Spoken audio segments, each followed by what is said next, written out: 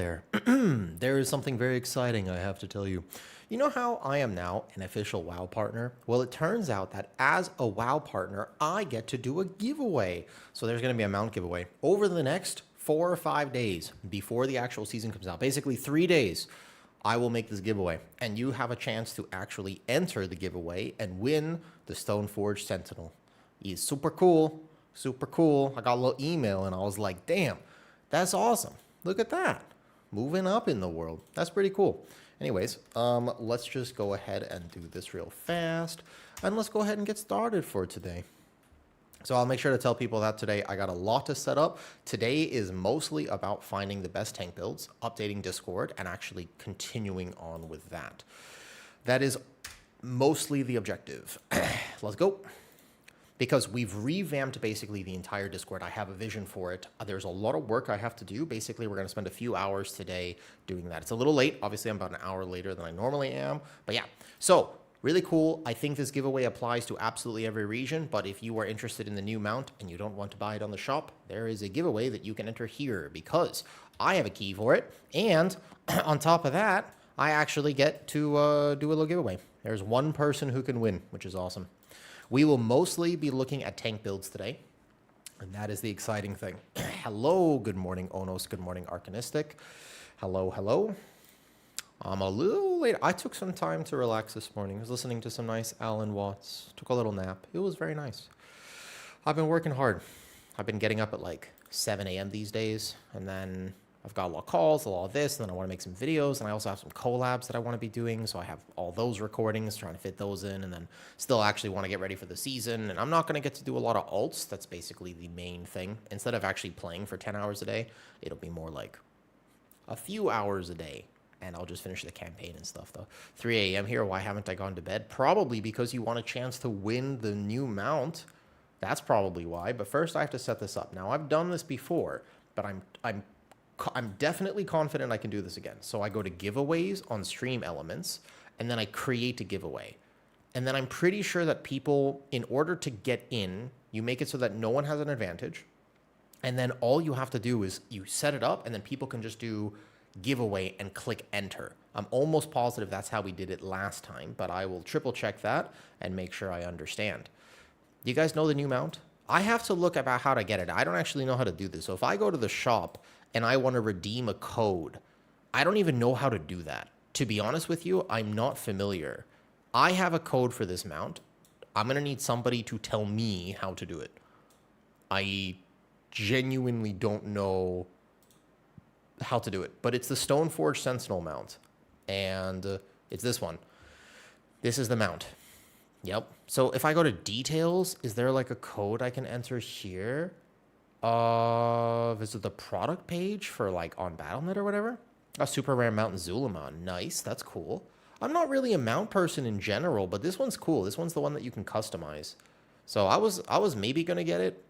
I'm not sure. I think that pretty much the best mounts in the game, to be honest with you, is just the Farok mount. I think it's really hard to get better than the Farok mount, to be honest. I genuinely feel like this mount is probably one of the best things. This is such a cool mount. I use this all the time. And then I have my auction house mount. I don't really need much else, but yeah. Anyways, good morning, Zenzar. Good morning. I have to update some Discord stuff, and that'll mostly be what we're doing today. I'm going to get some steps. I'm going to eat some ice cream, not get too distracted by stream, probably finish the campaign on the Druid, but honestly, if I do that later, I can do it on my own time. It's all right. But the major thing is that I have to set up the giveaway. Hello there, Shady Cloud on YouTube. Good morning. I'm going to have to figure this out about how we're doing it. Do you know how to set up a giveaway, Zen, on Stream Elements? I'm pretty sure I did one before, and this one worked. So all I have to do this time is call it Stoneforge Sentinel giveaway, right? You make it, you create and start it. 3 days to win the new mounts. And then I have a code that I give you, but that's all I know. I think everybody gets their first ticket for free, and then you only are allowed to pay, you're only allowed to have one ticket, so you can't enter multiple times. The new mount, potentially, that's, I'm pretty sure. Send confirmation when buying tickets via chat. Only allow subscribers into no, everybody can do it. You don't need to be you don't need to have a ticket or anything like that. I think you just do it through Stream Elements. Stifler's here. I love your mom. I wouldn't say love. Strong word. I'll stand by it. Cool. Nice. Perfect. Can anybody check if that works? If you are interested in winning the mount, I think I did it. And then it's going to run for 3 days. You have basically 3 days to enter this, at least 3 days. And then basically we did it. It's ending right beforehand. Sweet. All right, cool. There's the giveaway. Now we need to make a command on stream for this giveaway, but then that's it. That's how you do it. Nice. So we need to make a command basically just called !giveaway, and voila. Has anyone, actually that's not the right one. So that's the current giveaway. Nice, it automatically connects. Beautiful. Look at that. How wonderful. Great. Sweet, it works. Beautiful. Has anyone ever actually redeemed a code on the Blizzard Cash Shop? Like, has anybody ever gone to the shop and then had a code from somebody and know where to put the code? Is it on the website? Like, where do I put the code? I'm not even kidding. I don't know this because I've never had this privilege before. This is new. I'm very excited. I'm a WoW partner. I get to do things like this occasionally. You did once? Is it on the website, Onos, that you do it? It's the website. Okay, so it's not on the actual in-game shop. That makes sense. Dude, how cool is it that I get to do this? Isn't that nice? Isn't that awesome? I think that's super cool. Like, I just got the email. I was like, oh, nice. Because I got accepted into, like, the WoW partner thing a bit ago. And now I get to do this, though. What's up, Kane? Dude, I forgot to. I just get so distracted on stream. Please always ask me questions. Never worry about that. I love the reason I stream is to answer questions. New. If you want to change your bear form every time you go into bear form, it picks from your available forms. It is called the Glyph of the Ursile Chameleon. It's like 90 gold. It's very cheap. You can put it on, take it off. It's no problem. But you just go to auction house and buy it. Very simple. You go like this. Many people don't know that glyphs still exist on the auction house. So you go glyph. There's a lot of glyphs, by the way. And then you go glyph. And you just type in Ursile. There's one for every druid form. It's 44 gold. This will basically make it. You just attach it to your bear form. It's very easy. And then it will make it so that every time you go into bear form, your bear form changes. Super simple. But for some reason, I don't know why the game, it's like a leftover remnant that they never ever explained that these things exist. What's up, TH? TH, you know what I get to do today? Zen, first of all, thank you for getting the Discord kind of set up. I'm excited for that. Let's do more today. I want to start updating the actual things and get information there. A sushi order? I get to do giveaways. If you're interested in winning the mount, the new Stoneforge Sentinel mount, as a WoW partner, I now have the opportunity to do that, which is super cool. Yeah. Okay, so this is basically the beginner-friendly prop pally. To be honest with you, for prop pally, I don't think there was a ton of difference between the beginner-friendly version of this and the not beginner-friendly version. However, it looks to me as if I have done something wrong. This was the advanced version where you basically are going to be taking Spell Ward. I feel like this was actually a better way to play sort of the beginner prop pally with Solus here, not here. You don't play Instrument as a beginner prop pally. And then you were going to drop this, and this was going to be give or take the kind of beginner recommendation for prop heli. And then left over here, right, I got to simplify the old channels. It looks like one was deleted yesterday. I don't know if you can restore it. I'll just do it again. It's all right. I had made like a whole section for prop heli, and then this morning it was gonzo. So we might have accidentally deleted that, but no problem. Can you make separate builds for Yes, that is what we are going to do. The Lion Man, that's basically what we're doing right now. We're going to do that today.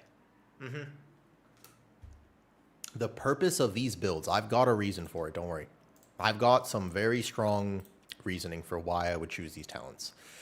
I'm happy to explain them, but I believe that this will help people. So, beginner prop pally, I don't know about the Imperial Ward here. I feel like it could be something else. Yeah, there is a giveaway running. Just enter the giveaway. It's going to run for 3+ days, by the way. What have you done? I know. What's some talents based off of? So, what we're doing Yeah, well, because I did PTR, right? I know pretty much how all tanks play on PTR. There are going to be a few tanks in particular, VDH. I want to ask some questions. I would love some actual big VDHs to be here while I do the VDH talents because I am curious about that. I honestly, like, is it after image that you play? I don't know what you would play for this point as a beginner. I don't think Bop is ever really worth having. No one is using Bop. Like no one is using Bop. It's definitely, I don't think you're using this. I don't think you would really, all of these are technically niche picks. Like, I don't think people are really pressing blinding. I feel like after image or Imperial Border are basically the right option. Probably something like this. Blizzard uses Bop. Blizzard uses Bop to ignore the fact that a lot of specs actually exist in this game. Dude, bro, I was listening to something. I died. I actually interrupted Kitty's meeting because I laughed so hard. Last night, it's not my joke. I have to clarify. I don't want to rip this because it's not my joke. I have said something like this before, but it caught me so off guard that I was just dying of laughter. I was listening to Kira's tier list. He made an updated tier list with his predictions. And in his tier list, he just casually, he's like talking the whole time, it's like 10 minutes in. And he just goes, I do think, though, that coming up in September, it's very possible Blizzard does make some really good tuning. And I was like, yeah, because after Race to World First, like after the raid, we'll actually have the game balanced for M+. And he's like, because Fable 5.1 is coming out, so they'll be able to get it right. Because right now, it feels like they're using Sonnet. They haven't even upgraded to the Opus, and they're clearly using Sonnet to balance the game. So maybe when Fable 5.1 becomes available, they'll get it right. And I just fucking lost my shit. I was so not expecting that from him, and I was, I don't know why I thought that was so funny because it's kind of true. It really feels like they use AI to balance their game half the time. Just got it here. So nope, this one's new today. I got this one. Well, technically, yeah, this morning. But there's room for more. Don't worry. What's up, Chad? Yeah, there's room for more. What's our new rotation for Bear? I made a guide already. I'll make it public. They said they're going to do tuning on the 18th, which is, by the way, very weird.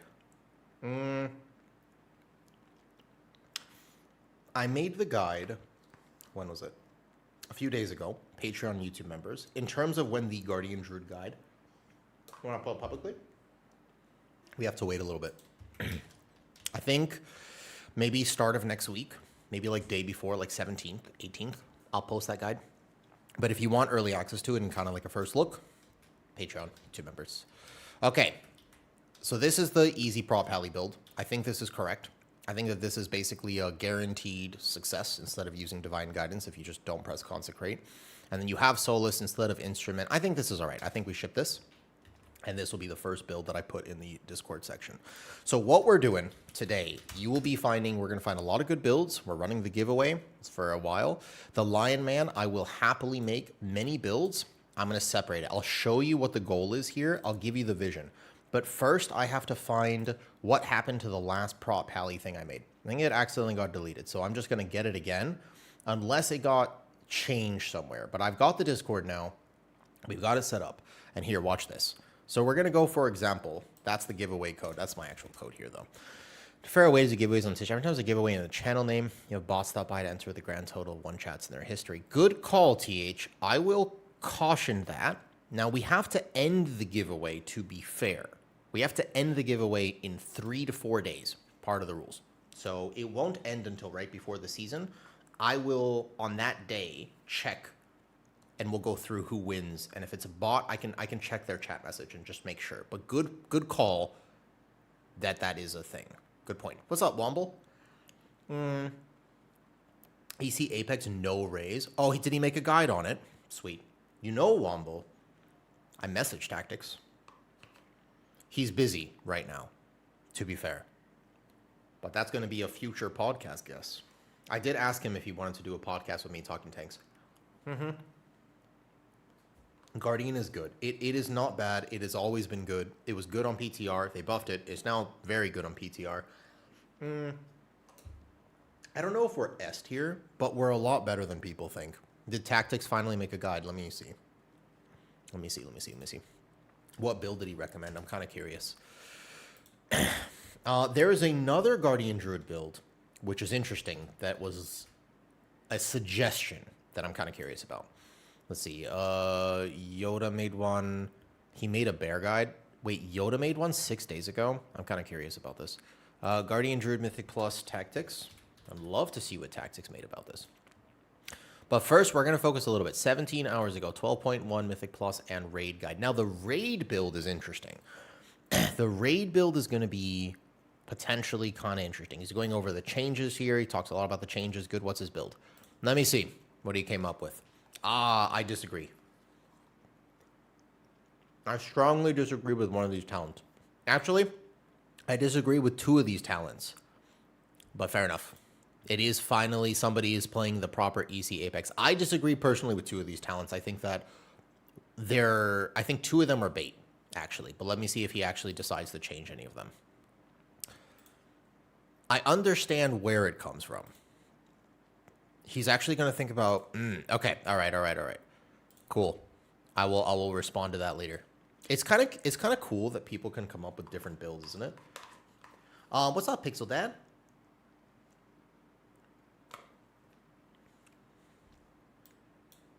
Can I read your message out loud?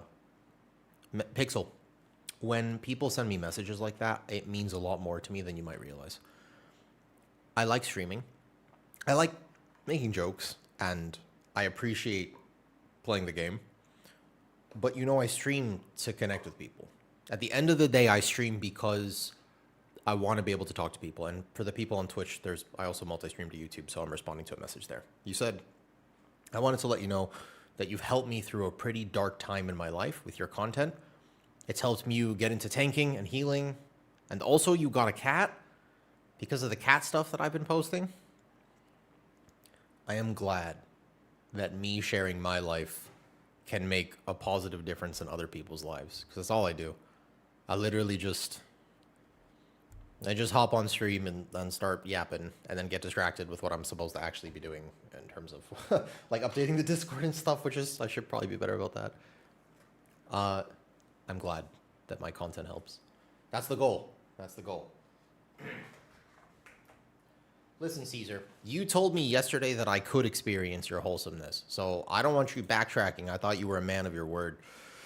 What's up, Lilith? I don't think any tank will outclass Guardian on tankiness. Dude, it's so tanky. However, I don't know if the keys next season will truly require it. We'll have to see, right? We'll have to see. I made my spreadsheet for Season 2 gear sources and put into general. It'd be cool if you want to sort it whenever you have time. Yes, now, one of the things that everyone needs to understand. Sending love from Transylvania. Thank you, guys. Really, actually, I appreciate that. It means a lot. For what it is worth, the 99% build Kane will change next season. There is something going around which is amazingly degenerate, but may happen for parsing 99 as a Guardian Druid in Raid. I don't know, but it already existed this season, by the way, which is like the weirdest. It's the weirdest build, but technically speaking, the top damage parse for single target Guardian this season runs Convoke. It's a no incarn build. It actually runs Convoke. It's no renders cook. No one else, basically 0 people would be willing to give it a shot. But as far as I know, that is the #1 single target Guardian Druid build, technically speaking. It's just that you don't run. It's a Convoke build somehow. It's the weirdest thing, but I saw a log and I was like, how did he do? Wait a second, how did he do that much damage? And it was a Convoke thing. I don't know if that's a real thing or not, by the way. All right, let me update the Paladin Discord before I eat the second ice cream. Been seeing video clips of you and your cat on YouTube. Dude, he's really cute. I don't know what I did to piss off the social media god algorithms, by the way, but we'll see. Is Moonfire spam? Yeah, Moonfire spam is dead. In terms of the new idea for what we're going to play on Guardian, I think that we have a pretty standard build. There's maybe a few talent points to consider. I disagree with some of the stuff that's out there right now, but I would gladly talk about it. And reminder for anybody that's just joining, I'll mention it a few times. If you want to win the Stoneforge Sentinel as a WoW partner, I get to give one away. So if you are curious about this mount and you're not going to buy it yourself, there's a giveaway. It will only end in 4 days, 3 or 4 days, I decide. So like Sunday or Monday, basically, this will end. But if you want to enter the giveaway, it's super easy. Just exclamation giveaway. I think you enter it automatically by doing that on Twitch. Not set up on YouTube. You have to come to Twitch if you want to do that. The command doesn't work for YouTube. What's up, Pixie? Thing is, if you don't need them, you click on them. Run them just to run them fast. Fastest for me is, what is this? Wait, what advice is this?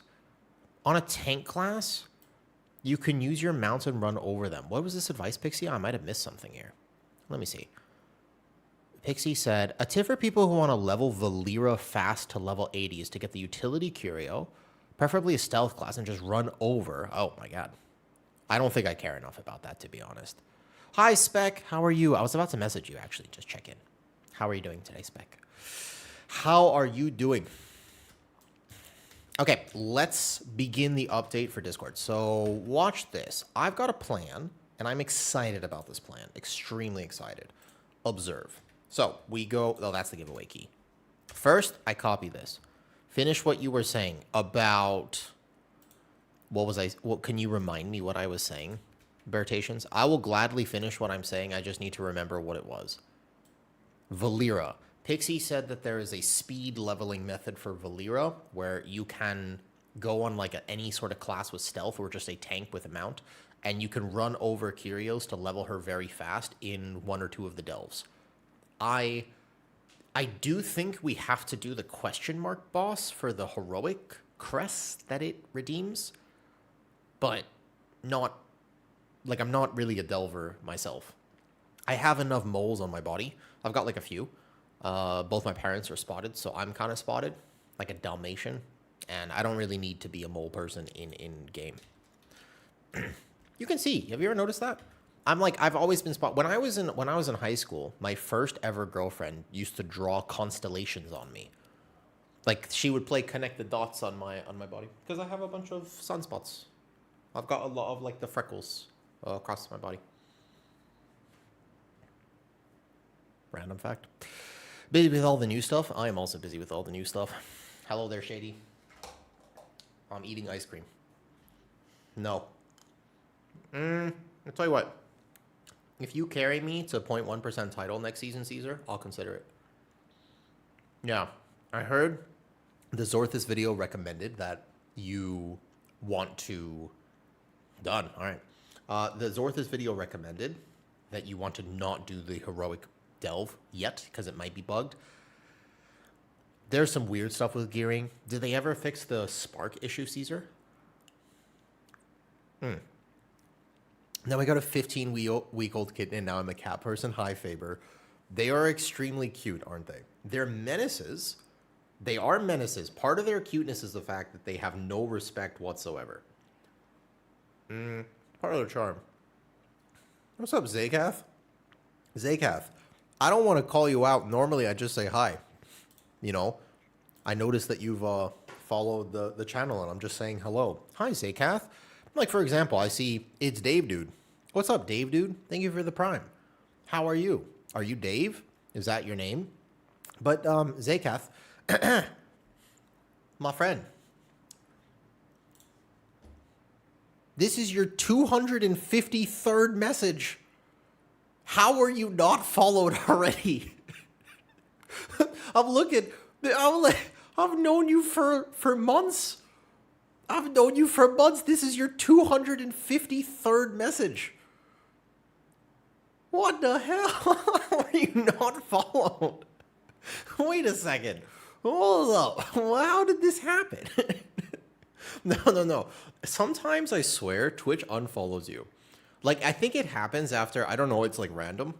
There are some channels I swear I'm like so confident that I had hit follow a while ago. And then I go and I'm like, why am I unfollowed? I swear it happens.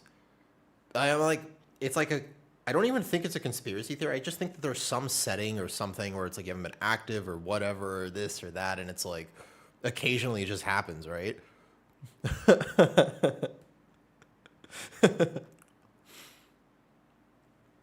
I will not re-roll. I'm a druid in real life. You know, you have an owl in real life? Wait, hold up. Wait, responding to a YouTube message here. Lilith, you have an owl IRL? What do you mean you have an owl in real life? Like a pet owl? That's crazy. That's awesome. Druid forever. Literally druid forever. That's sweet. I want to get a dog soon. The kitten I got out in your center console in your brand new car. I had to take everything apart to get her out. How old is your kitten, Pixel Dad? And also, how old is your kitten? You got 15-week-old kitten? That's very young. Faber. They are very cute, aren't they? Why? So hold on. Let me read this whole comment. Because I know something about that. When I was a kid, I was diagnosed with autism pretty young. And I had a really hard time with touch and sensory information. Oh, what's up, Ollie? You've come at an interesting time, by the way. So I was explaining when I was a kid, we're talking about kittens and dogs. When I was a kid, I had extreme sensory problems. I was diagnosed very early. And I couldn't touch. I hated the texture of basically any sensory input effectively. So I didn't want to go outside. I didn't want to any loud noises, bright lights, etc. But also touch was the biggest thing. And so my parents, they got me a therapy dog, hypoallergenic little Bichon poodle. That dog changed my life. They were saying cats are also good if they're not allergic to cats. I was allergic to cats when I was younger, so I think that's why we went the dog route. But that dog changed my life. Yes. I only liked soft things. Correct. I couldn't handle anything that was like sharp or rough or prickly or anything like that. But what happens, Faber, is that my brother was the exact opposite. Glowy Hands also just subscribed with Prime. The hype train continues. I've already got some ice cream today, but I'm happy to get some more as well. So, yeah, that dog was unbelievable. He really changed the whole direction of my life. That was the most patient dog I've ever met. I was not an easy child. So basically, my brother is the exact opposite of me. He's super on. He likes to sing, and he's on top. He's very ADHD. He's very hyperactive. He moves a lot. He makes a lot of noise. He is a polyglot. He loves language. So as a kid, he would constantly be touching everything and wanting to tap on things. And we were the polar opposites of each other. And it drove me crazy and it drove him crazy because we wanted the exact opposite things. I always thought that was kind of funny that is true. We were just, my parents did not have an easy time, let's say.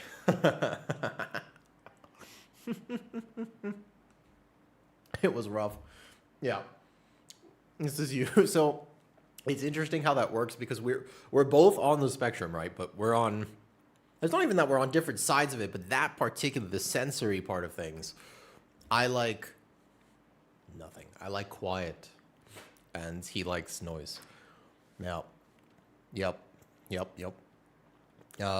used to take two cars everywhere. So basically, I would go with my mom, he'd go with my dad, and then everywhere we went, it was the opportunity to not go, right?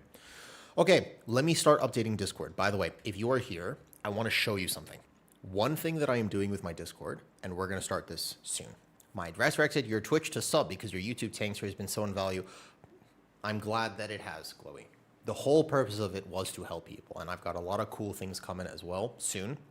I've got my first ever, this is very exciting. I've got a stream sponsor, I've had a few.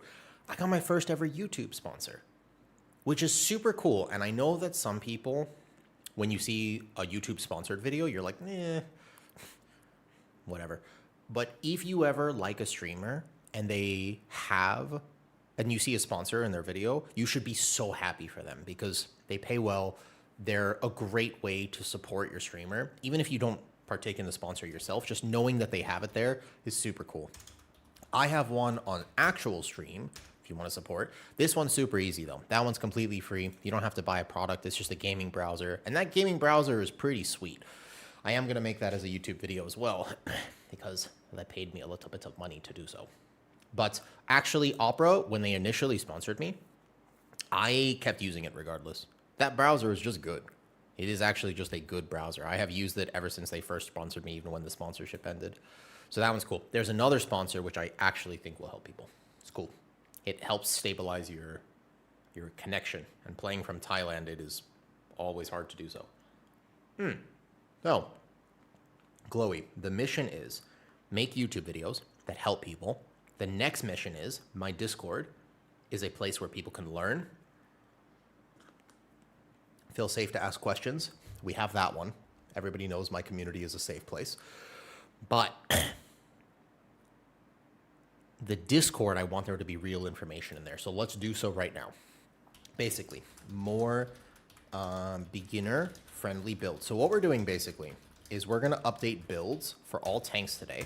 And then I want to give practical recommendations in the actual Discord. So this is going to be super cool. I've got a vision for this. It'll just take me hours to do, and I get very distracted. So we're going to find out if I'm actually going to be doing that right. The chances of me staying focused are low, let's say. Ollie, last thing, if you're from Ollie's stream, hello. I hope you are excited about Blood DK next season. And 2, I get to do a giveaway. Now that I am a WoW partner, if you want to have a chance to win the Stoneforge Sentinel mount, you can.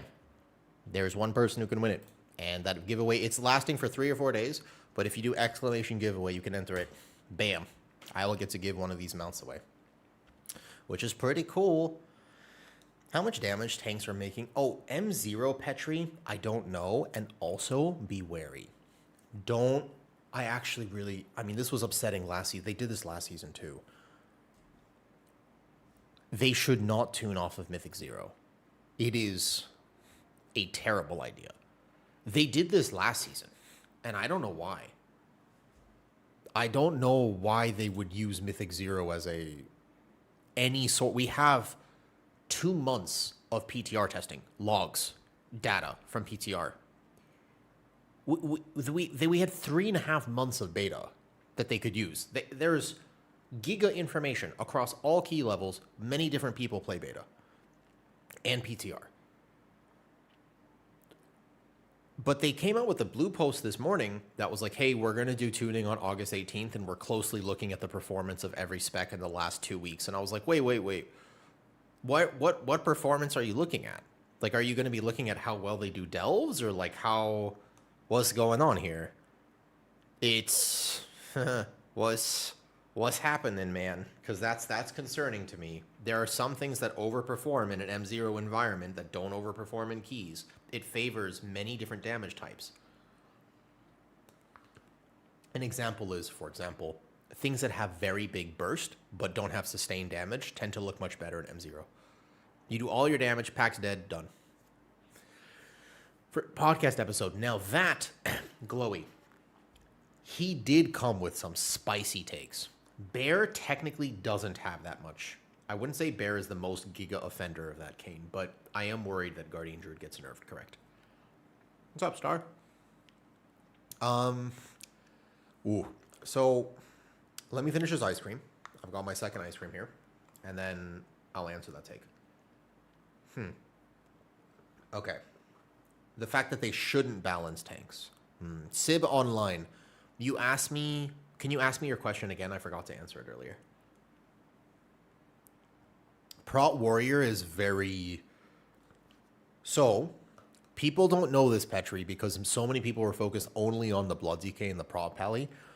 But Colossus Prot Warrior, I think, is the highest DPS tank on beta.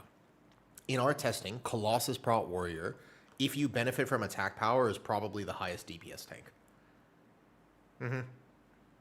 That tank is good. Colossus was not bad on PTR testing. It's just that not many people were playing it. I don't know exactly why it wasn't being represented that well. It got buffed toward the end. Yeah, well, Windwalker has the exact profile that would be great in M+, which is on their cooldowns, they have the best burst in the game now, but then it dies off. So they have cooldowns every 2 minutes, but that's it. Give or take. That damage profile always looks better in M+. So you have to be careful about that. What's up, Flame? I'll fall into Bruiser Tova? Of course. 100% Flame. Yes.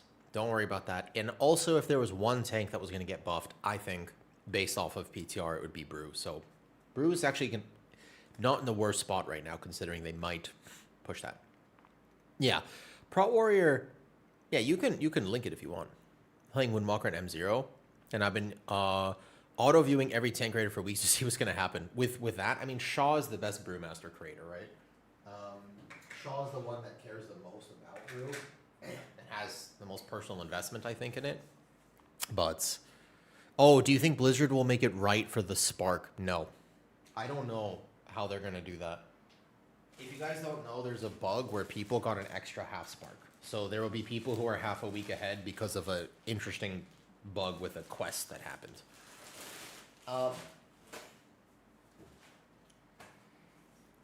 The last time something like that happened, they just gave it to everyone. Like, that's the thing that should have happened. But the bonus roll token from Sporefall, if that has been a thing, absolutely not. Wait, you can get the new season bonus rolls from Sporefall? You can? Wait. What? You can get... Wait. You can start the season with a bonus roll? There's no way that stays. From if you never turned in your Rotmeyer quest? Well, guess who has their Rotmeyer quest? They fixed it already. God damn it. I never turned in my Rotmeyer quest. I never turned that in, actually. I still have it. I still have it on my Druid. I was like, oh, I gotta do it right now. Exploit early, exploit often. No, just kidding. I think they'll give everybody a half Spark, probably. That's what they did the last time. All right, glowy hands. Currently, here's what Shaw was trying to say, and he definitely came with some spicy takes in that podcast episode. I do think that a lot of times when you have been playing this game at a high enough level, you get kind of insulated from what most people go through. I would agree that that is an absolute real thing that happens. Does that make sense? As in, like, a lot of top content creators don't understand what the average person goes through in their keys. And you see this all the time. I mean, the most recent bench episode, Teddles was saying, I love that podcast, by the way. Absolutely no flame. But it surprised me to hear that he was like, yeah, I queued a 21 Skyreach for 5 hours. And he was like, guys, you're never going to believe this. We were in there for 5 hours and we didn't time a single one. And I was like, yeah? Is that weird? Like, why does that sound so surprising to you? Is that not expected? Were you expecting to time a push like a 1% key in 5 hours? Like, that's pretty reasonable, no? Like, it really shocked me. And he was like, yeah, 16 attempts. I was like, 16 attempts? Like, so you can give like 30 attempts at a Brazil key sometimes at that level. And I think it's pretty normal. You could spend like a whole weekend in Algathar. You could literally spend like 3 days straight trying to time a 21 Algathar. like, was it really that surprising? I thought that was interesting. A flex redeem. I can do a flex redeem. Went to the gym this morning. I have been doing very good with my health. Big flex. I've been getting my calories in. Hell yeah. Etc. Anyways, but what Shaw was trying to say, I got good news. Yes. Is it? Let me read.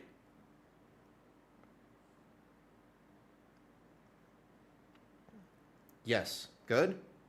Solved? Oh, that's great. Yeah, so they don't appreciate the average queue, and basically because they have some recognition, I do think that is...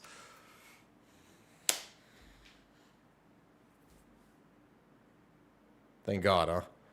All right. You should be in a very good mood then. Yes. How are you going to celebrate this? Yeah, TLDR. Yeah, of course. Yeah, I made a guide, Erie, if you want. The guide is up on YouTube, and it'll be up for public YouTube eventually. I'm not going to I'm not going to like paywall that. It's just right now it's for YouTube members and Patreon. I also put it there because publicly I didn't want to really start releasing guides considering they might change some stuff. But But we'll see. I have a dinner with the girls tonight. We'll celebrate some. Congratulations. That's huge. You can take me out to dinner now. Yes. Yay. In real life problems for Kitty have been much better now. Yay. Does that have to pay from the USA? Oh, dude, no, I'll just give you it, Naz. Don't worry about that. I mean, you can do it. So if you want to support stream, you can do so through YouTube members or Patreon, and there's a ton of extra videos on there. But also, if you really want one of those videos and you cannot currently pay for it, it's a few dollars a month, dude, just ask. I actually already have an unlisted version of it, so I can send it to a few people that really want it but can't afford to sub right now. That's fine. Just ask. It's all good. But I think Patreon is probably the best way if you wanted to, Nez. You just did? Oh, I'm so happy for you, Kitty. I know how stressful that was. We have solved. Yay. In real life, things have been solved. Okay, let me answer your question, though. Here's what's up. What Shaw was trying to say in the podcast about how they should not balance tanks in World of Warcraft was to combat what we actually have this season, which, by the way, is a 99% representation of 2 tanks in all the top Mythic Plus runs. It has actually never been that dominant. I checked. I went back and I checked every season. There was one that was kind of close. But surprisingly, no season has been that meta dominant for a tank. This is actually the worst it's ever been. And what Shaw was trying to say in the podcast was, how can we fix that? How can we get a little bit more identity to say, well, I like playing the Prot Warrior, and that makes me happy. Or Flame Pyre was saying, I like my Brewmaster, I've fallen in love with it, even if it's at the bottom of a tier list, like, can I still play it? Like, we got to solve that. And I think everyone can agree with this. How to solve it is a good question. That is a good question. But everybody agrees we need to solve it, correct? That there's just a lot of pressure here. And I know there's an ad that's just running. I couldn't snooze that one. So we'll get back to this conversation momentarily. But I think that's what Shaw was coming at. And I agreed with him. By the end of the podcast, I actually significantly agreed. I think that he is right. Yes. So I ultimately believe that Shaw, where he was coming from basically is, hey, if we made it so that the balance was not, we were never going to get perfect balance with tanks. And I believe that what Blizzard needs to do is actually just buff underperforming tanks more frequently throughout a season. There will always be a meta. The question is, does that meta really, I'll wait to make my comments about this. I'm hoping this is the last season they nerf Mistweaver. Well, I mean, Arcanistic, there's nothing left to nerf. They can't nerf Mistweaver any further. I mean, it's only up from here. I don't know what else you're expecting. There's not a lot of talent swaps I would really make for Prot Pally. I think the biggest one are the utility pieces, and maybe you game Instrument. A lot of Prot Pallies on PTR were still playing Solus, by the way. Like, a ton of Pallies were still playing Solus and higher keys. I don't know if Instruments is for sure going to be played, but it's a potential. And then you swap to Divine Guidance. You're going to swap a few utility spells here, like Bop. You're going to want Spell Ward, probably, as a higher level Prot Pally. And then I think that this is basically going to be your build over here. I think you swap this to either Ward, or you're going to take this talent down here and put it into... What talent am I missing here? Probably Righteous Protector actually is really solid for Pally. What's up, Maxi? So far so good. Yeah, you're going to want Righteous Protector in half the dungeons, but note that you don't need it in all the dungeons. This is a very good talent for this upcoming season. There's a lot of poisons that reapply as well, and then you would consider the Blinding Light if you wanted to pick up 1 more point here. But I also think that Punishment gets a lot of value this season as well. There's a ton of shields and a ton of kicks, so I feel like Punishment is not bad. What's up, Legend? You excited for the actual season to come out soon? I'm not happy with the way Blizzard has been treating Shadow Priests. It's funny you say so, Luxus.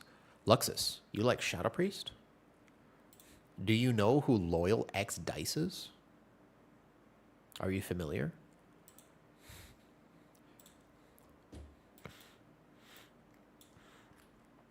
A Woo Prot Pally.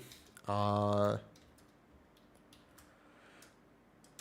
Woo Prot Pally Season 2. Great, accept. So we're going to export this one now, and we're going to put this in Discord. I don't think there's anything wrong with this, though. Wait, hold up. We're getting a picture of somebody's kitten in Discord. I'm excited. 1 second. I'm gonna look right now. I love seeing people's pets in Discord. I'm looking. Furry friends. We're gonna have to clean up where this is though. Wait, hold up. There's a beautiful dog in here too. Oh my god, that dog. What a pretty dog. Oh my god, that is a pretty dog. And there is your tiny ass little kitten Pixel.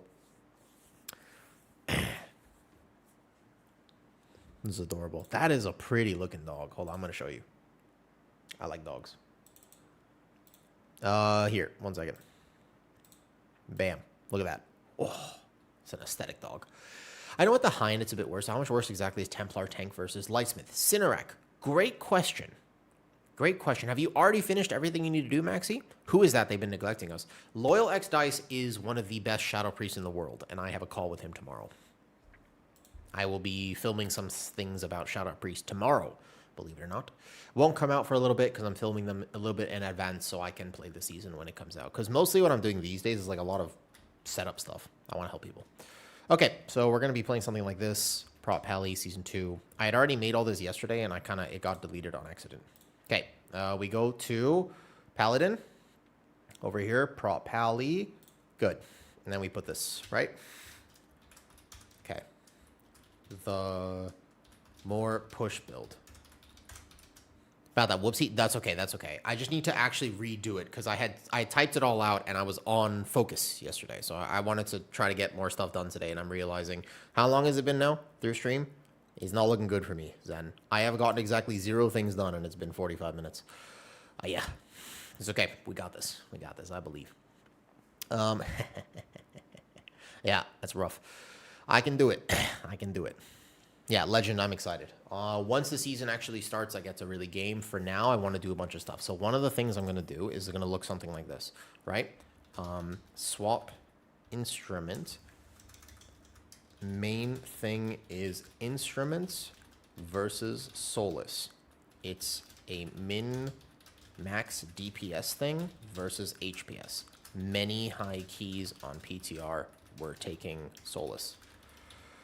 Okay. Utility talents, swap per dungeon.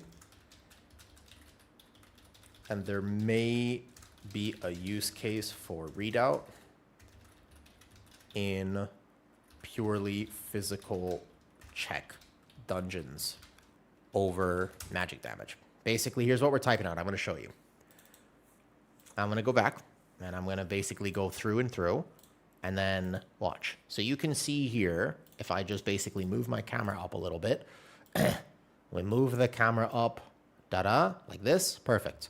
And you can see that what we're going to do is we're going to have this, voila. So in the prop pally here, all right, voila, cool. And then we basically mention some swaps.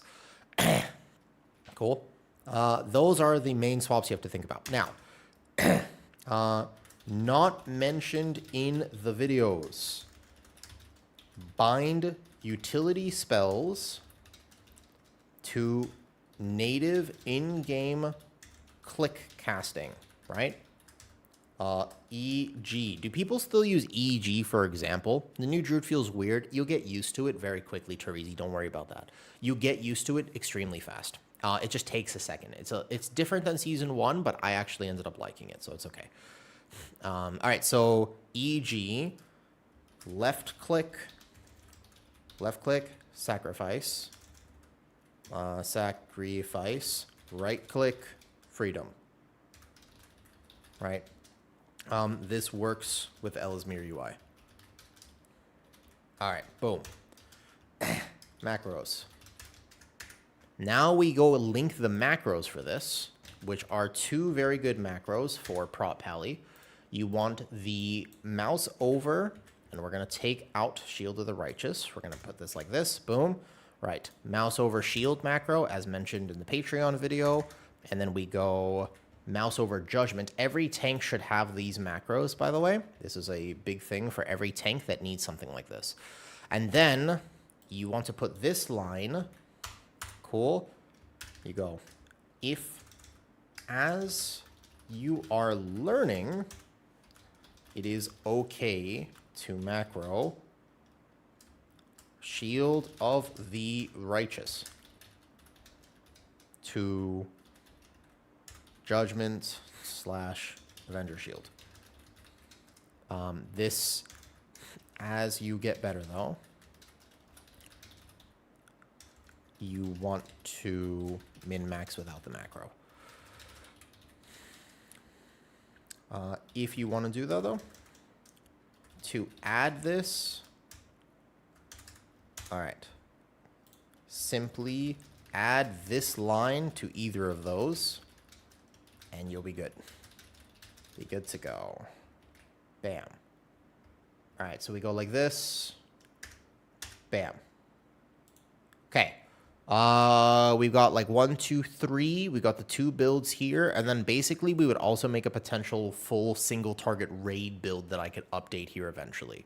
But this is what we're starting to look at now. Okay. Now the next thing we do for this is observe. So we're gonna basically take this off for a second, and then I'll put my camera back, and then watch this. This is where it gets really cool.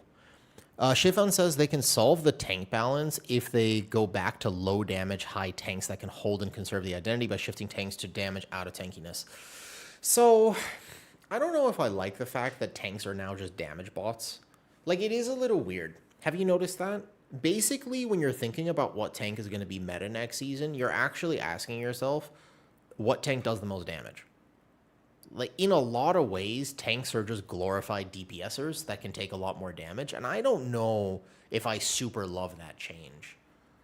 It's been happening more and more, kind of over time, but I think that it's mostly a result of the fact that we are better at Mythic Plus, and we're optimizing to key levels that they cannot predict. Like, we're doing key levels that are just significantly more than others. Does that make sense? That's what I really feel like is kind of happening here. Okay, check out the new Discord. All right, the revamped Discord. Check out the new revamped Discord. Boom. I'm just linking this for a second so we can keep something pinned today. But mostly, I'm going to spend quite a bit of time actually working on this Discord today. What's up, Johannes? I'm doing pretty good. I went to the gym this morning, had a good workout, finished everything I had to do earlier. I'm, in general, happy with where I'm at right now. I'm starting to feel better. Autoimmune conditions suck. Like, autoimmune conditions are just so anti-fun. They're not pleasant, you know? I have been so low energy and just struggling to do much of anything these last few months. And all of a sudden, the last few days, I'm just like, oh, hey, look, I have energy. And I can do something about this. Like, I'm like, oh, I can, like, let me reach out to this person. Let me try to do this. I've been wanting to do that collab. Oh, I've been wanting to make this happen. Like, excellent. I can now do all these things. And I really like that, you know? Autoimmune conditions should be nerfed. I mean, I don't disagree with you, right? Here's the guide that covers what you need to know getting into this tank and starting to improve. Cool. Boom. Like this. Link there. Watch, this is pretty comprehensive, actually. I wanted to make this nice. You've also gotten better at pronouncing your name. I try. An older guildie from Wrath started playing this expansion, Cinerex says. He has struggled with the idea of maintaining a DPS rotation in order to maximize their active mitigation while doing position mechanics. You know, the truth is that for tanks, if more people realized, and I tried to say this in the How to Tank Mythic Plus video, but at the end of the day, if more tanks were willing to focus on their positioning, the mechanics of tanking, which is aggro, threat management, and actually just managing your own defensives, and less on your rotation, your DPS rotation, be a much better game. It would be a significantly better game at that point. Like, the problem is, these days in 2026, when you are learning to play a game, you look stuff up. And when you look stuff up, the people who are writing the guides and making the content obviously are very good at the game. Otherwise, they wouldn't be in a position where they get to make the guides and make the content. Oftentimes, they're the top players. The problem with top players is that there's an expectation that all of them, especially the top tank players, they know how to tank. They've been doing it for a decade, or they're just extremely good, and they have seen this iteration. They've seen iterations of the game that we will never see.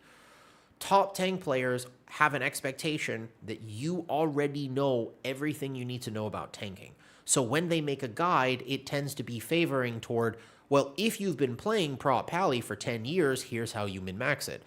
The problem is that a lot of people haven't been playing Prop Pally for 10 years, and no one ever taught them the basics. And it's like, it's difficult to make a guide, because if you only teach people the basics, then there are people who want more of that. And then, there are different communities, and there's no way to get that perfect. It is a factor in stuff, right? This one here, 1 second. A complete deep dive with a lot of min-max. If you want extra. If you want. You do not need this, but it's a lot of cool stuff. I will clarify.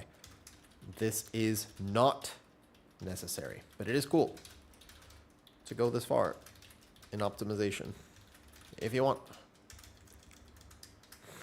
All right, so it looks something like this, basically, where now that's the Prop Pally post. So we've got two major macros that you actually want to use for Prop Pally, and this is the start of what this will actually look like. Okay, so observe. You tell me what you think about this, but here's my idea. Here's what I want. This is what I'm looking for Discord. Are you ready? I'm ready to unveil this, because this is what we're going to try to do today, is actually get this right. I'm excited. This is what my goal is, and I'm going to show you what my goal is. What's up, Patrick? Do you like SpongeBob? I tell you, I took your advice, aggro first, and I've noticed how much less my DPS kill themselves on pull. It's so important, especially because when you stop and examine all 6 tanks' glowy hands, this is one of the coolest things about that video. I had a lot. I have now been making YouTube content for 1.5 years. It's been a while. I don't commit. I'm the sort of person, I don't commit 1.5 years of my life without learning a thing or two. And I am telling you, all 6 tanks, their primary AoE aggro ability is their major rotational correction. Think about it. Think about it. It solves most of the rotational mistakes that Prop Pallies make when you realize what actually generates AoE threat. For Brewmaster, if you know what generates AoE threat, you're going to end up doing your rotation right anyways. For Bear, if you know what generates AoE threat, then you will probably not mess up your rotation because it's Thrash and Lunar Beam. And those are the 2 things you want to prioritize. For DK, if you know that Blood Boil is your AoE threat ability, then you will not miss it in your rotation, and that is a huge part of your AoE. For VDH, if you understand what generates AoE threat, then you're not going to miss those buttons. You see? For Prot Warrior, if you understand that Thunderclap actually applies your Rend and Tear, and applies Rend, and is your main AoE ability, I guess for Colossus that changes slightly, but basically aside from VDH and Prot Warrior, like almost every tank, if you prioritize the threat, you're prioritizing the right button in your rotation for your damage as well. Now, there are obviously nuances to that, but it's interesting.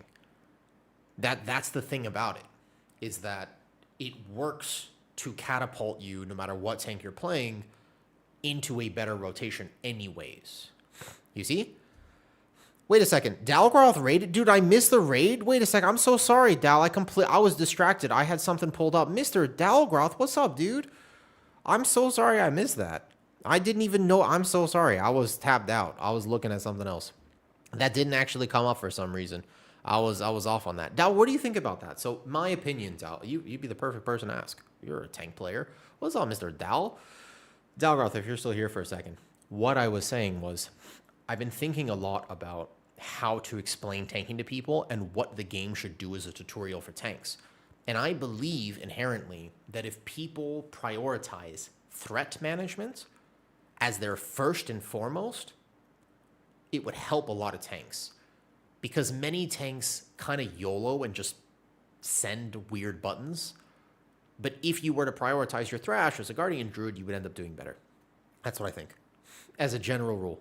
If there's nuance, it's not the full min-max, but I think it helps a lot. Here's my idea. Watch this.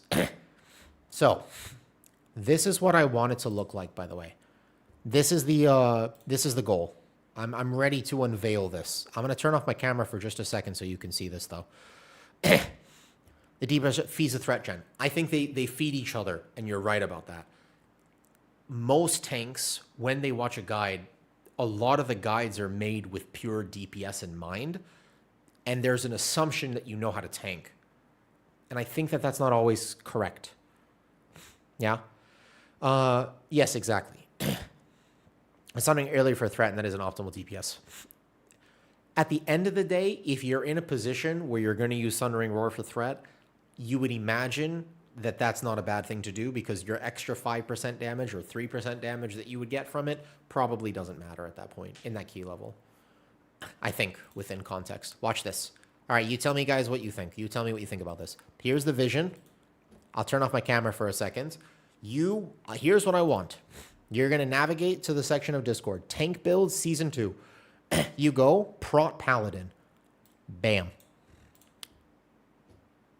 Here you go. This is the idea. That's the plan. This is the vision. You like it? So now, for example, you're like, hey, actually, I've been thinking about Prot Warrior recently. What does Prot Warrior look like?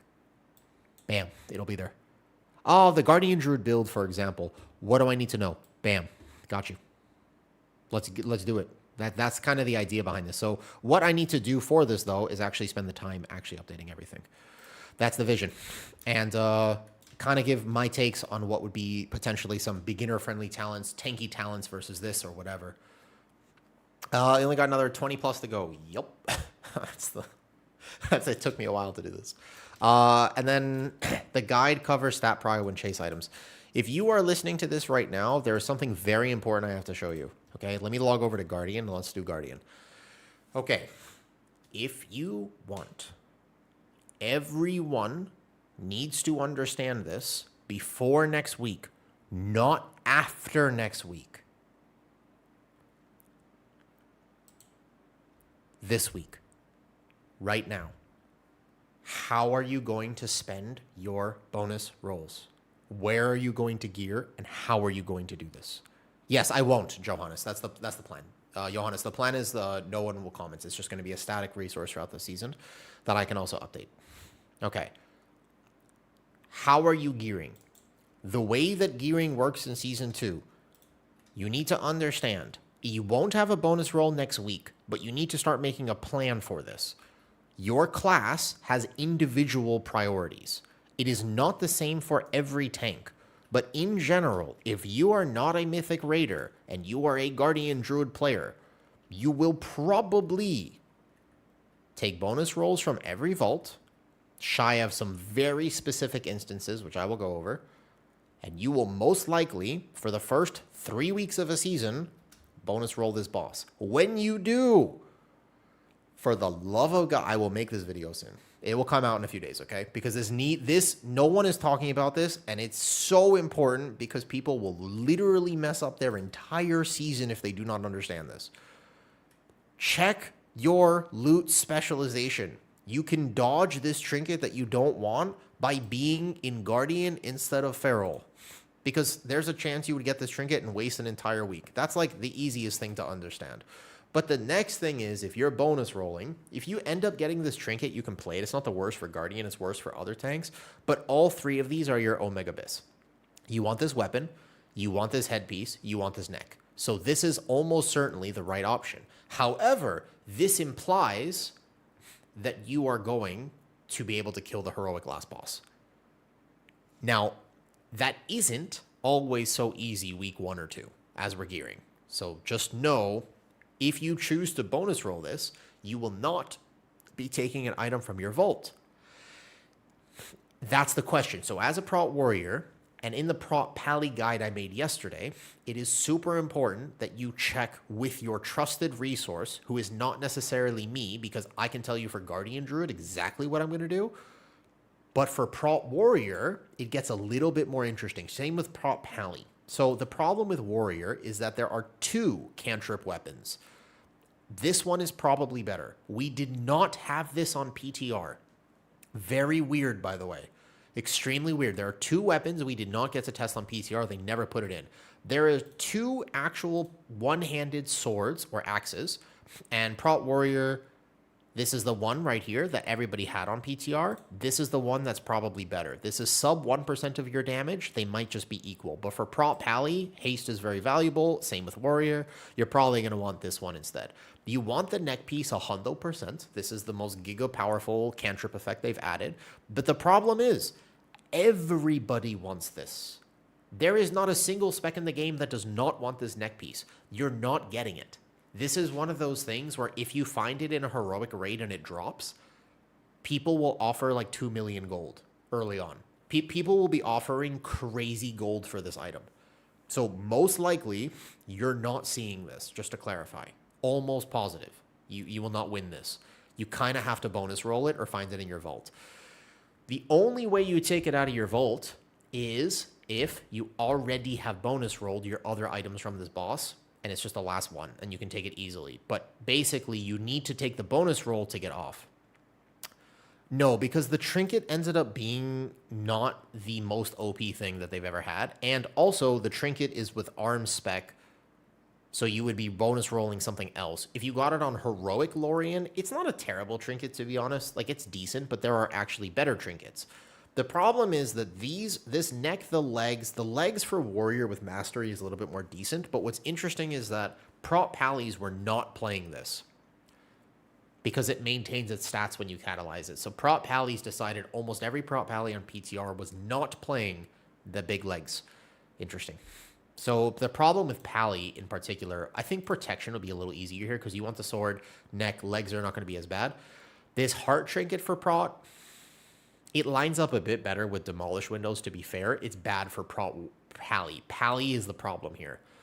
Paladin is the one that has the weirdest decisions to make because technically speaking, you want this sword, you want that neck, but you don't want any of these 3 things. And then the issue mostly for Prot Pally is the fact that the trinket you really want is actually from the second boss, but you don't want to bonus roll this because if you got this neck piece, that means this will get replaced. Like, you're wasting a roll on this, technically speaking, because you are giga replacing this. We should run 30. That's for Ret, not Prot. Ken, there's no such thing as 30-second wings for Prot. Yeah. So this is a crit haste neck, which is nice, but the problem is that you will end up getting this neck. And for a non-raider, it's like you always have to be careful with how you're doing all this because the way that bonus rolls work is you take it from your vault, which means you don't get any other item, and it's weird. I do not like how the gearing is working currently. I can tell you what I'm going to do for Guardian, but every other tank is going to need to consider this a little bit more. And then the other thing is that realistically, because of how all this works, you are probably not getting your BIS trinkets for a few weeks. If you know that, you could either, if you have the chance to do this first 2 on Mythic, you could potentially bonus roll the second boss on Mythic as an option.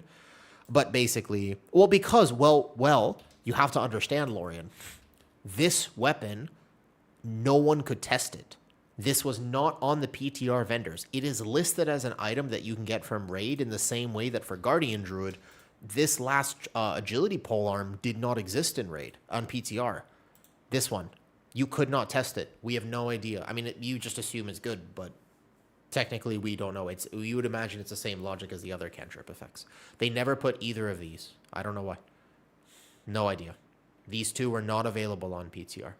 Yeah, weird. Do you know what trace trinket? So what you're going to do, by the way, is you're going to farm your trinkets from keys because those are actually farmable and you can get them You can get them in the first few days. The trinkets that you want from keys are probably every tank will benefit from the Murder Row trinket, the Bellowstone. It's not bad. It's slightly under budgeted compared to the raid trinkets that you can get, but the raid trinkets are from different bosses, so they're going to be hard to obtain. You have this one here, which is the best one. They might nerf it, but every person who's agility and strength wants this trinket. And then the other problem is that your next trinket, the other one that you want is this one. Bro, look at the stats. Read it. Think about this for a second. Read that trinket. It's on seer again. And the reason it's on seer is because it's agility, strength, and intellect. And the stat proc works for everyone. I think about this stuff because I don't have a raid team. I pug. If I pug raids and that's the trinket I need, dude, it's impossible. Because for the entire season when that drops, everybody wants it. That's the problem with the trinket that has tri-stats. A tri-stat trinket that's basically good for everybody, at least decent for everybody, means that everybody's rolling for it. And so I think to myself, the only way I will ever get this is if I bonus roll it. But that's tough because if I bonus roll this, how am I going to get it so that I might be able to get this without actually looking at anything else? I guess if you go feral, then there's only a belt and a trinket here. So this is not a bad idea to bonus roll at some point because you will get this within 2 weeks. You kill this on heroic, you get this trinket within 2 weeks. But this was not actually the Gigabyss one. That's the Gigabyss one. But there is no way to dodge this headpiece and this neck piece. And I would not bonus roll the second boss because if you bonus roll the second boss, it doesn't matter if you get Mythic Head. I already am friends with Caesar, so I'm imagining the problem is that this head is better. So there's no comparison because like it doesn't matter if I get this one's better. Eventually I replace it with this. And then the same thing with this neck piece is if I get this neck piece, I'm like, oh, sweet. But the problem is, look, there's this neck piece. That's the issue. That's the problem, basically, is that I would not bonus roll this boss because these two items are both wasted, given the fact that I'll probably be bonus rolling the last boss. Is the raid puggable on heroic? You're going to have to. I would argue, I'm not going to mythic raid next season. I just don't like it. But I'm going to have to heroic raid. Not heroic raiding is bad next season. This season, you can get away with it. Next season... Oh, I mean, don't ask me, ask Blizzard why, but them putting literally every Biss cantrip item that is, I wouldn't say you need to, like need is a strong word, but you kind of, you sort of need them. I don't really think you're allowed to not have these, unfortunately, you know, not like, The 9 out of 6 items that's different. You don't need those because that's not very accessible, but everyone will expect you to clear heroic raid, yes. I think that these are going to be, relatively speaking, it would be weird if you didn't have any items from raid. Does that make sense? Unfortunately. You know what Biss trinket? So it's the murder row one. There's also another trinket. We didn't test a lot of dungeon trinkets because we didn't get to. I think that this trinket is probably not the worst, actually. Where is it? From Den of Nalarak, there's a trinkets. Oh, is it? Hold up. It might have been strength I was looking at. Yeah, there's this strength trinket here. I guess that's not actually terrible for tanks, probably, depending on the proc rate of it. Anything with crit, haste, and strength is not bad. But there's also a lot of trinkets that are literally terrible. This one is very bad. Like, you want to avoid this trinket at all costs. You don't want this one. This one is super weird, I guess. I mean, there's a lot of random trinkets that were on PTR, so you're going to have to be dodging a lot of things in your vault. Like, this one is a tank trinket, but it's very low. Yeah, Cheeky, we're swimming with rage right now. Hero, okay, that's crazy, expecting days to clear. Do we go IO over starts her first week and quit pieces even though they're not good on Druid?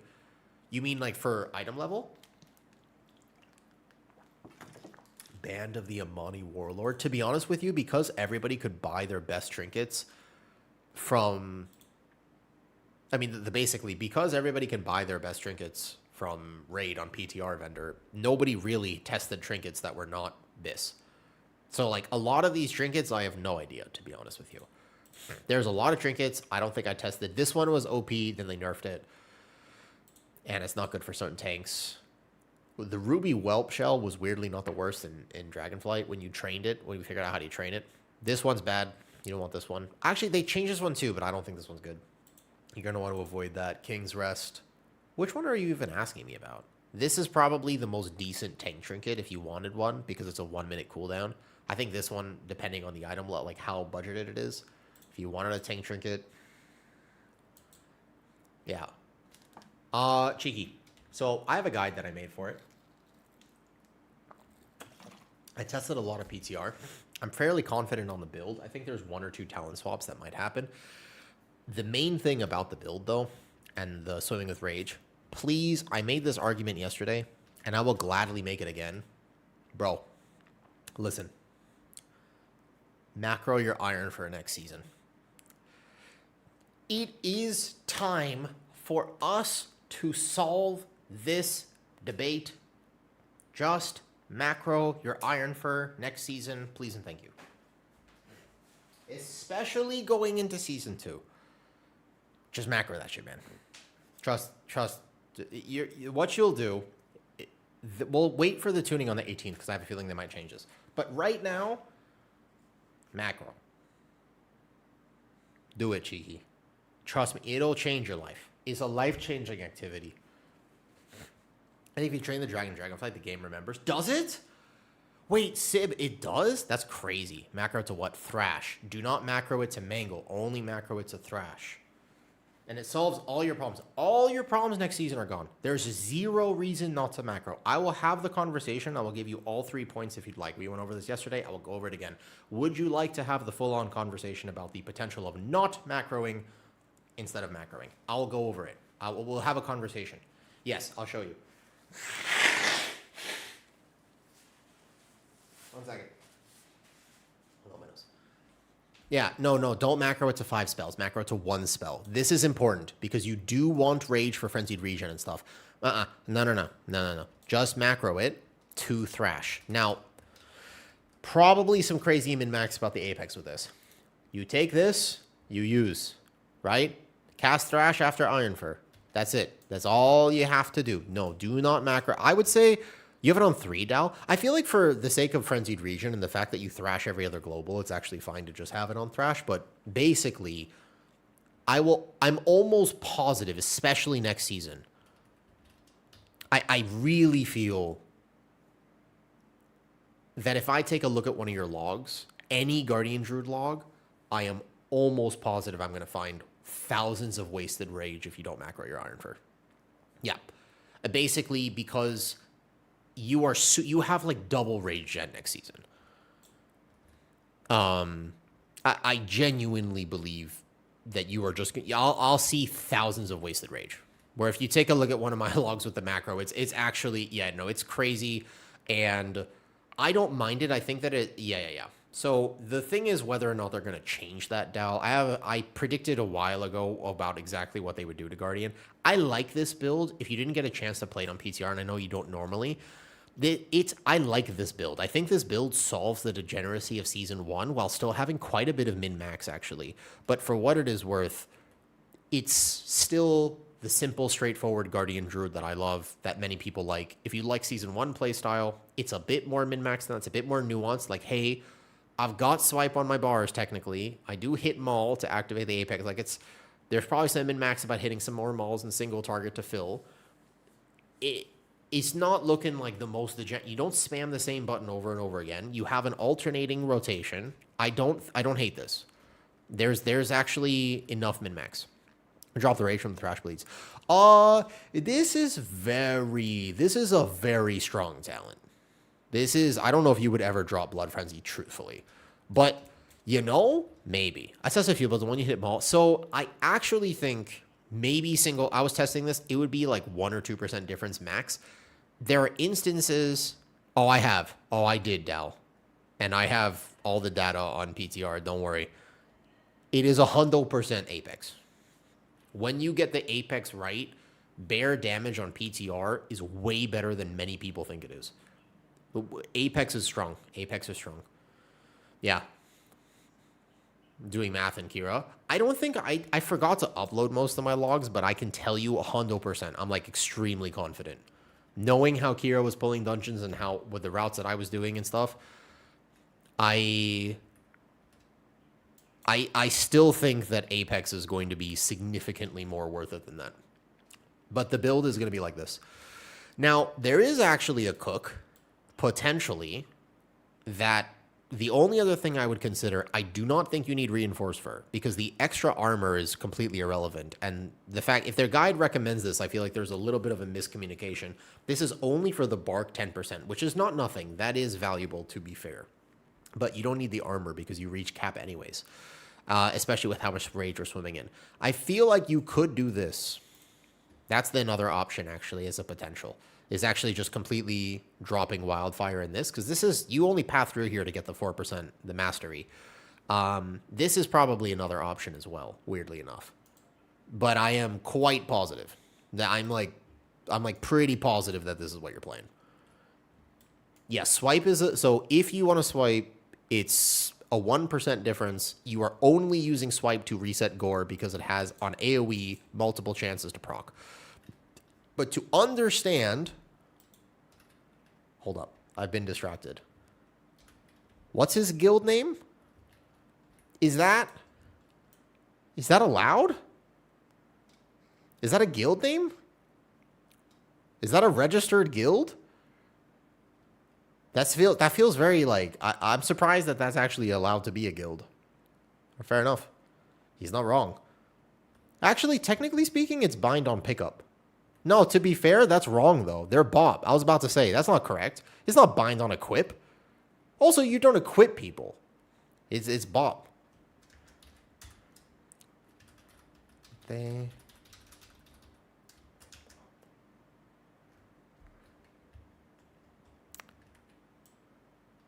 Are there any dungeon spools you recommend using Moon Conform for AoE? I just do it all the time. It's just something I've gotten into the habit of doing. It's just as you're walking between packs. Like you thrash, basically. You basically go like this. You thrash, and then you just, as you're walking between the packs, it's just either a little damage, a little bit of this, you just go like that. It's not actually that complicated to think about. I think that I don't see why people would really drop this, considering there's not a crazy amount of value to pick up. Aside from next season, maybe playing something like this. But I just don't see why you would really drop Moon Conform. If you're playing with a coordinated enough group and you're good on threat, it's not like it's a lot of damage, and it's only a filler because at any point a Lunar Beam and a Thrash would do more damage, but I still find it to be very nice. There are just so many times where the right thing to do is basically like first pull, Altar of Fangs. You go like here. I'm not going to be in combat, but basically you stag form, you leap, and then you just bloop, and you this, and then you're going into your rotation. I think it's decent to have. Booming Heart is just so nice to get. Yeah. It's really strong for threat. That's the main reason to use it. It's not so much damage as threat, but Feral Frenzy is very important to use for damage, actually, though. So yes, I would say you're still going to want to play it. Many top players drop it, and I am honestly confused as to why. I've never really understood that argument. The not macroing Iron for argument, I understand. Like, I get where it comes from. I do. I 100% understand where it comes from. I just don't agree with it. The best race. So first of all, Patrick, it's 2026, and there is no such thing as the best race. But in World of Warcraft, the answer is, technically speaking, if the season depends on it, Night Elf skip is, you can't beat that. But if there are no Shadow Meld skips, then it's whatever you want. The only interaction is that Shadow Meld cannot be replaced. So that's interesting for what it's worth. The Shadow Meld is basically the key for the best racial ability to have in World of Warcraft. And I think a lot of people over-obsess about how powerful it is as a tank. If you're not actually going to do Shadow Meld skips, the answer is whatever you want. I like Tauren. My Druid has been a Tauren for a very long time. No, my Druid has been... Look, my Druid is a Tauren, man. I've been a cow for a long time. I love big cows. Every one of my characters, by the way, they're transmog. The whole purpose of it is if I went on a date with this, I'd be happy. Every one of my characters is basically dressed like I would want to take them on a date. That's the whole purpose of the transmog system. I don't know. Toxic, I'm not sure if Raid is truly puggable on Heroic, especially early on. Yeah, War Stomp has a lot of value. Like, no joke, War Stomp is actually valuable, to be fair. There's a Shadow Meld pot. Exilios, I don't want to date myself here. Didn't they get rid of that this last season? Good night, Torizi. Good night. Season 2 coming soon. Also, you can enter if you want. I get to run this giveaway for like 3 or 4 days. No, Stomp does not take you out of Bear. You just go bloop. And I find it to be very useful when you actually need to fill a Stomp, because Bear oftentimes lacks that. Yes. Now, by the way, there's a giveaway. If you want the Stoneforge Sentinel, I am a WoW partner, so I get to give one of these away. If you are interested, in 3 days, I get to give you a code, and if you want to enter the giveaway for the Stoneforge Sentinel, just type in exclamation giveaway, and it enters automatically. I do not get to choose it until 3 or 4 days, so you'll have to check back in there. How does the Apex talent work? Got it. It's mostly passive, Redfern. When you activate your Incarn, just so you know, the next button that you get is Wild Guardian. When you click the Wild Guardian button, your next Maul is guaranteed to activate a proc of the Spirit Bear.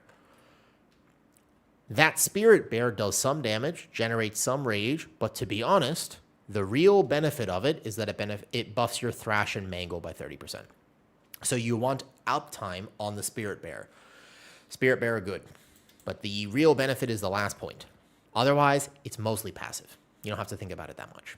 It also procs by itself without pressing anything, but just Incarn, boom. The next Maul basically means that you're, yeah, pretty much. Except that you want to game this a little bit, because when it procs, it resets your Thrash. So what you're going to want to do is you basically go Thrash, Incarn Thrash, Lunar Beam Thrash, Apex Thrash. Many Thrashes, big Thrashes.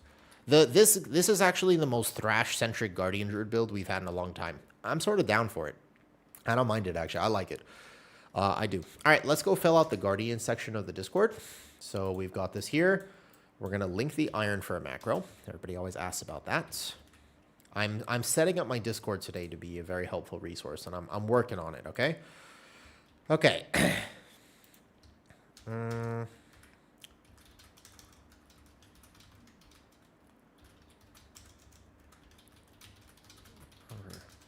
We are... Helps a lot to not waste any. Right? Have you completed a quest in the last... Oh, no, not at all, Caesar. Yeah, not at all. Will I make a Blood DK guide for YouTube? Exilios. There are many tanks that I understand to a dramatic degree, because I've either played them a lot, I have a lot of history with them. There is a lot of relationship I have with this game that I could talk for hours about things. Blood DK is not one of them. I would make an intro to Blood DK, but I would not be able to make a truly min-max Blood DK guide. I accept that. There are 2 tanks primarily, mostly 3, that I play less than others, and I cannot tell you I know exactly all of the nuance. I can tell you what my thought process is as somebody who does not think of themselves as a very good Blood DK. To be fair, I would do that. But Kyrasis is by far your best resource for Blood DK. That guy is absolutely insane. I got to do a podcast episode with him and talk to him about Blood DK. That guy is super smart. Jensen, thank you for the Prime sub. Dude, he is super good, man. I think that Blood DK, the main thing about that tank is that people overcomplicate it, and I don't think it's that hard. To get to a decent degree on Blood DK, that's what I would want to make a guide on, is just like, yo, I swear, if you actually just do these 2 things, you're going to be a good Blood DK. You're not going to be the best Blood DK. The min-max of it, very difficult. But, like, Blood DK has a reputation of being super hard to play. Right? That's the problem. Like, people are like, oh, man, it's a town, like, scared to play Blood DK. Like, what if I die? What if this happens? What if that? If you actually simplify that tank, you're going to have a much better time. And, yo, I've noticed everybody in the giveaway. Just know the giveaway takes about 3 to 4 days. I must let it run for that. That was the requirement. So, rough. I would say that, yes, Caesar. Caesar, did you get to see my prop pally guide yesterday? I think I rambled a little bit too much, but I think that's how I like teaching. I thought that was a good prop pally guide, and it would actually help people. Yeah, I made a prop pally guide yesterday. I also made a full min-max about prop pally and stuff. Typing and to give you, I think you need Let me check. I will check. I see 10 tickets. I think that it is working. Let me see the last few. I see Artemis Stargazer.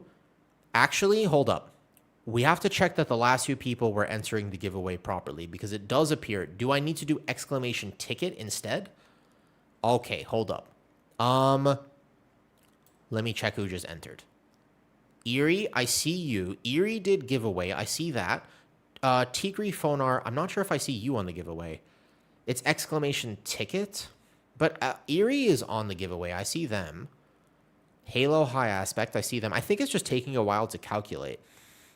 I see most people. I see Red Fern. Someone try it. Sib Online. I see now Sib Online has appeared. So it's exclamation ticket to enter the giveaway instead of exclamation giveaway. Holy Fans, Maxi Tank. All right, I think I see everybody appearing here. Yeah, dude, Cheeky. I've been telling everybody our single target on Guardian is actually really good right now. Okay, that is all coming through. Got it. Perfect. We've got it. All right, I see Tukri. I see Sloth. I see Jensen. Maxi Tank, Holy Fans. Got it. There you go. Keep in mind, I can only give one away, and there is going to be a lot of people entering on this. So just know that.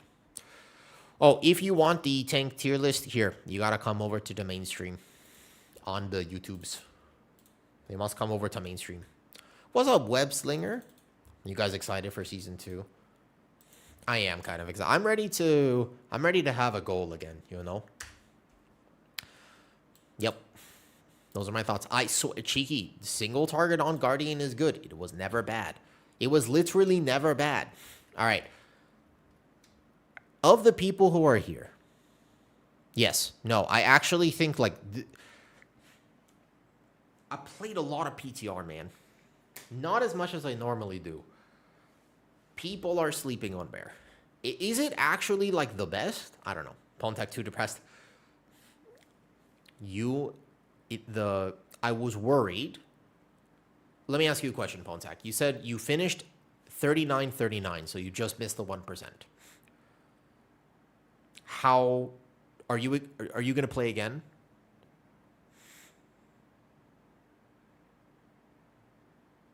Are you excited to play next season? Or how do you feel, given that you just missed it? Yeah, okay. I wonder how many people will be discouraged because the nature of the 1% is that it's a moving title. So many people just miss it. Favorite class fantasy underperforming actually makes it less enjoyable to you in that season? Yes. It depends on what my goals are. I feel like my goals today, Exilios, are different than they used to be. So I would say nowadays, I view playstyle as the most important thing instead of how powerful my spec is. I view playstyle as the absolute metric of whether or not I'm going to enjoy something in a season or not. I like how this version of EC Guardian Druid plays. That's it. Simple as that. I just like it.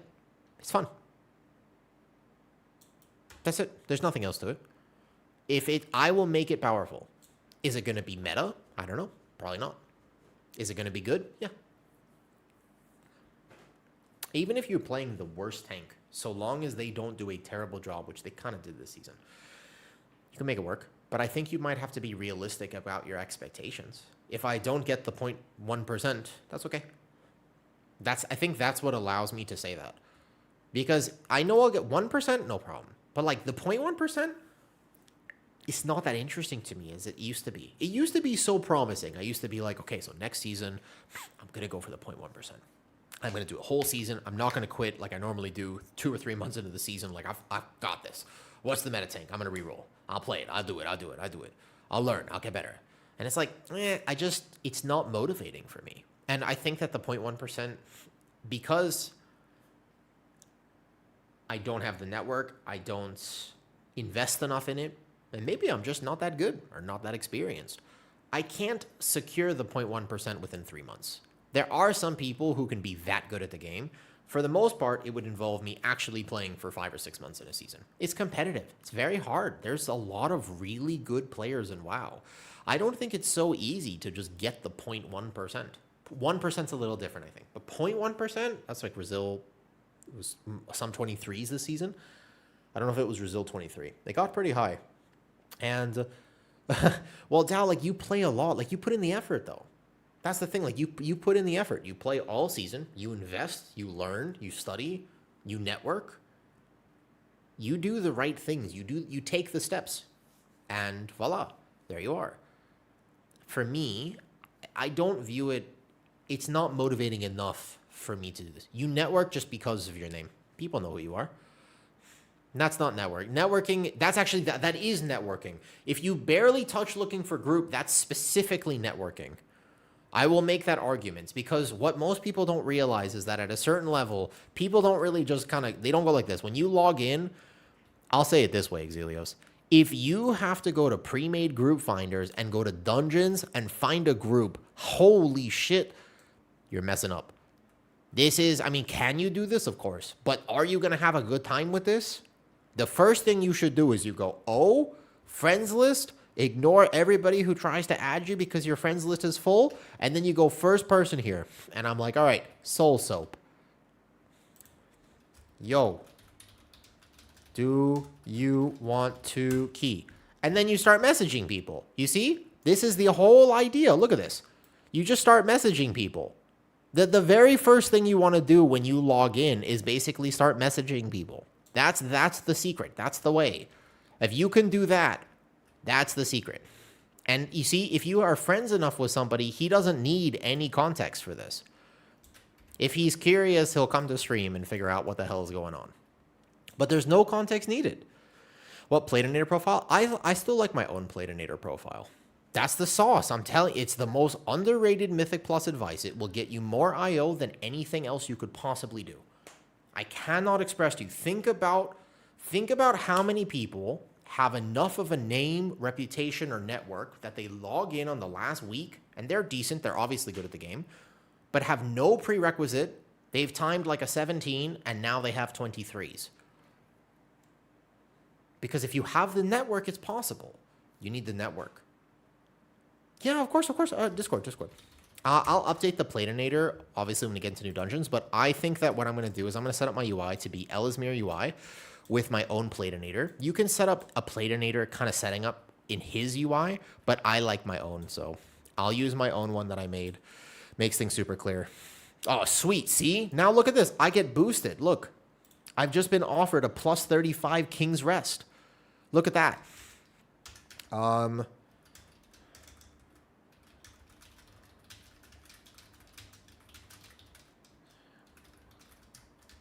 You see, this is the thing, and you start asking the real questions. If you know who you're talking to, not only do you potentially get the plus 35, but you can feel free to ask what you have to ask. Not a big fan of full UI packs. So yeah, Platinator profile is there. It's linked under my UI. My Discord's been kind of going through an overhaul right now. But otherwise, yes. Magnio, let me make sure you've entered the giveaway properly. It does appear that is working now. Sweet. Got it. I asked earlier in May of your message, can you tell me your opinion on how much worse Templar? Oh, right, Cinerak, you asked me this about Prop Pally. The main thing about Templar is the fact that Lightsmith was significantly ahead. Specifically, Reflection of Radiance was bugged positively, and you would constantly be getting double charge resets of Judgment. When they nerfed it, I didn't get to play a lot of Prop Pally post Reflection of Radiance nerfed. There are other aspects of Lightsmith that still make it good, but I think that not enough people were willing to try Templar, given that Lightsmith was so much better until the end of PTR testing. I still think that Lightsmith is ahead for a few reasons. Like, Tempered is still weirdly good. You still have a lot of great passive effects with Lightsmith, but Templar might see a little bit more play. Oh, show me the mirrors. Bet I can do so. I got it.